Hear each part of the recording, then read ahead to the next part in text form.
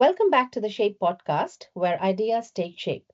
If you tuned in last time, we talked about brand guidelines, how to set up a brand that's visually consistent and ready for 2025. But let's be honest, a great brand is more than just colors, logos, and even a tone of voice. It's really about the strategy behind it. Would you agree, Paul? I totally agree, Shelley. The brand strategy, which sits behind everything, is very important. And today we're going to dig into what happens behind the scenes, how brand strategy actually impacts the business decisions, customer trust, and long term success. Yes. So if you've ever wondered why some brands thrive while others struggle, this one's for you. Okay, let's start with a simple question. What is brand strategy really? Because I think a lot of people still see it as a marketing exercise. Right? I mean, it's so much more than that. A strong brand strategy influences how a business operates, not just how it looks. It shapes decisions about pricing, hiring, partnerships, and even company culture, wouldn't you say? Yes, and when it's done right, you don't always notice it, but when it's missing, or do you feel it and do you notice it? For me, Airbnb is a good example of a small brand that Oh, used yes. great brand strategy to become a global player. It's a modern brand that gets it. Oh, yes. This one's a good one, Paul. Yes, absolutely. It has been a leader in the sharing economy and a trendsetter for other companies. Airbnb was successful because it made use of technology to solve a problem and fill a need that people had. The company came up with the idea to rent out its space as an alternative to hotels, and that was it. That was a couple that started that, and they saw that they wanted something else apart from hotels. They took a step back, they looked at their competition and worked on a strategy to give themselves a USP. I mean, isn't this very interesting? Airbnb has now become synonymous with motels, for instance. You don't go and say you want to book an apartment to rent, or you want to book a place to rent. You go and say, oh yeah, I'm looking to rent an Airbnb. So you know how wonderfully their strategy has worked for them. Yeah, no, definitely. And as you say now, people actually use it as a term, don't they? So Yep. even if you aren't getting it is like I'm going to getting an Airbnb or I mean, I thought from my flat up in Edinburgh there, I actually tried Airbnb and then it's become a culture. It is. It's a very clever strategy which they followed through. Um, Yeah, very interesting, very interesting. And you know, when a brand nails this, we don't consciously think, wow, what a brilliant strategy. We just feel a genuine connection. You know, another example I'd like to add to that is Guinness, for instance. It's a centuries old brand. They've maintained a clear and consistent identity. Recently, they've seen like a 20% sales surge in Britain alone. Not because they have like a very flashy brand, but because their message and identity they resonate across generations. So this just goes to highlight how a brand's steadfast commitment really fosters deep connections with consumers, I would say. no, definitely. And the Guinness one's a great one. On the Airbnb thing, I've watched a few videos now, and they have these what you call like your super hosts.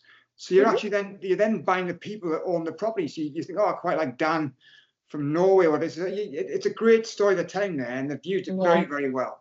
Yes, absolutely.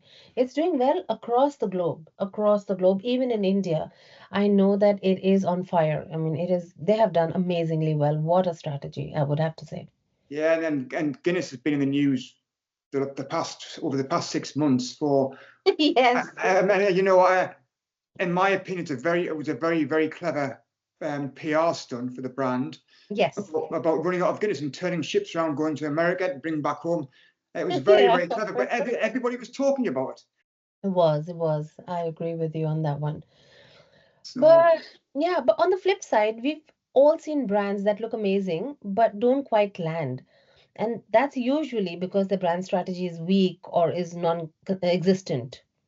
What yeah, do you no, think? you're right, and you've got to take a step back and look at these things. A couple of examples which I've got for us to discuss today. I mean, we all know Cosmopolitan magazine. It's got an amazing sort of following around the world with professional young women.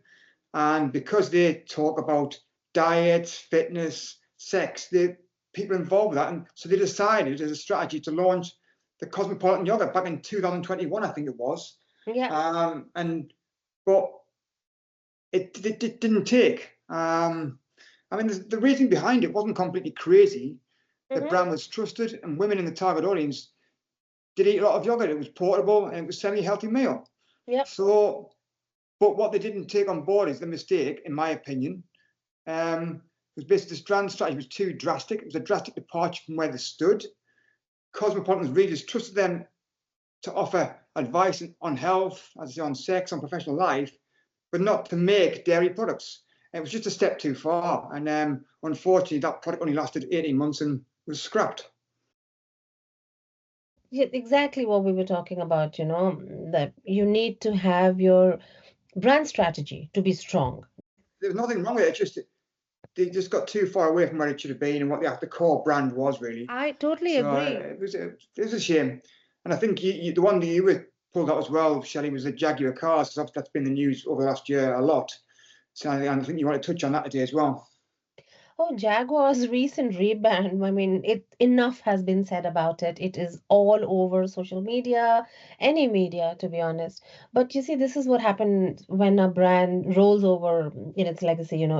The rebranded, it looked great, but I think the brand strategy was poorly handled somewhere. They've gone all bold, new identity, but the response, as you are very well aware of, has been very divisive, I would say. The campaign nice and focuses on aesthetics and abstract branding, but I feel it lacks maybe a clear business strategy tied to their heritage, tied to their audience. It just reminds us that design alone isn't enough. I think again it was almost a step too far, and it's been debated by almost everybody. But for me, it could have worked if they'd done it over a slower period of time. I don't know. I don't think there's any right or wrong answer to this. No. Because it was the trouble is when you've got a business that's struggling so much to start with, it was always going to be a big gamble. Yeah, And unfortunately, it looks like it's tipped them the wrong way. But time will tell. Time will tell. I mean, time will tell. but on But a visual point of view, I loved the colours and the photo shoots they did. It was very impactful, but it was just the wrong for that brand. It was the wrong strategy for the Jaguar brand, in my opinion. I love the logo, I love the font, but it just didn't it work. it is visually very striking, but somewhere it did struggle to resonate with their target audience. But again, like you said, there is no right or wrong because maybe they're shifting the target audience to the newer, more with it. The Well, I think that was the aim as well, but I think unfortunately they've alienated too many of the old target Mhm. audience. Yeah, So, and you know what? They've spent millions of pounds. They've worked with some of the best people in the world. So, who's to say what's right and wrong? I think it's just an unfortunate situation for their brand at they this time. At this definitely, time, yeah, they definitely alienated their loyal customers. That's for sure. yeah. Oh, interesting. Oh, well, so this is what happens when strategy is or is not done right. So great. This is what happens when we see strategy not in the right mix with the design and the brand. But what happens when it's missing? Because we see a lot of that as well, don't we? Honestly, this is where most brands struggle, Mhm. and the biggest one, as you're going to touch on now, is where brands just do like a logo refresh and don't think about the foundations behind that. Yeah, we hear this all the time. We just need a new logo. I mean, yeah, it's more than just a new logo if you want a brand refresh.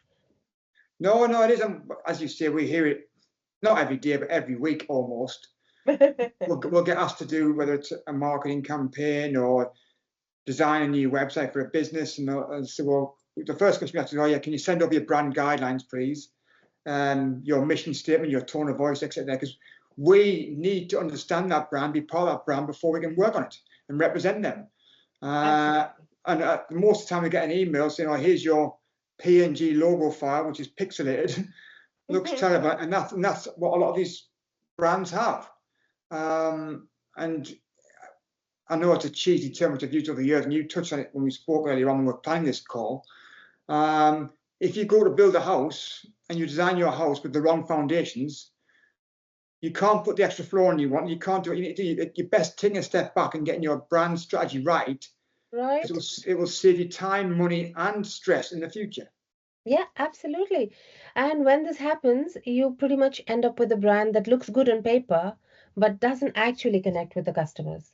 And I feel the real danger here is that without strategy, brands end up making reactionary decisions instead of long-term moves. They should focus more on strengthening their positioning and sending out a clear message that resonates with their brand as well as with their target audience. Yeah, as well, but also, say for example, if a client approaches us and say, "Oh, we do want a new visual identity and stuff there," Hmm. if we have that clear vision from the brand, the clear thought of where they want to be in 5 years' time, 10 years' time, Hmm. we can work back from them, and that will be integrated into the design of their brand because we'll know the tone of voice and everything is there, and that strategy becomes that visual part of visual identity as well. So it's so important. When the brand has a solid strategy, you can see the impact everywhere. Yes, absolutely. That was going to be my next point to discuss. That we know what not to do, but if we flip it, what happens when a brand gets strategy right and spot on, bang on from the word go? No, no. Well, if when we're working with a client and get it right, it makes everything so much easier because it flows across every medium, it flows across everything we do, and also you notice straight away that people are engaging with your brand Hmm. because you've got the right tone of voice, you've got the right color palettes.